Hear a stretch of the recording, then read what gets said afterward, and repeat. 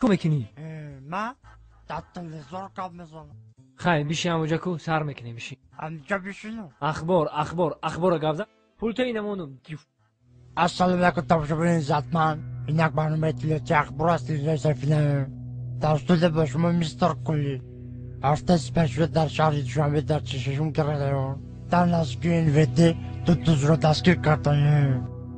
صدراعظم نجمی و بهرام غفوری ساعت 12 شب بین تظاهراتگری از خونه بیرون شده و خونه عبیدالله سعدالله حمله کردند. عبیدالله سعدالله در حالت مست خواب بوده. از کاسه عبیدالله سعدالله 180 درم، از درون شیفانیر عبیدالله سعدالله چیزهای قیمت بها، دو فیلم میکا، دو پرکالو، دو پچکه چای، دو پرنسکی و دو ترکانی خونه را زیر کرده گریختند. از این کارها سردار گروه میلیسیا حسن چیلا خبر شده با کارگردان کربسه جمهوری تاجیکستان خبر داده. کارگردان کربسه جمهوری تاجیکستان دولتمند خال کرکیبک برده قاسم از این کارها خبر شده. هر دین غارتگرها را دستگیر کرده و درون کاخ برباد بردن. صدراعظم نجمی و بهرام غفوری به درون کاخ برباد برده. صدراعظم نجمیدین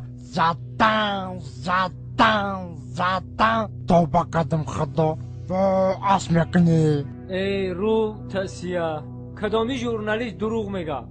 تو در تلویزیون گپ زده استی تو رو تمام جهان تماشا میکنه. تو دروغ میگی؟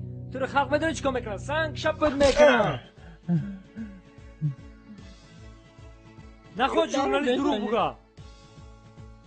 چه دارو بزنی؟ تو فالبینی دروغ گفته استی.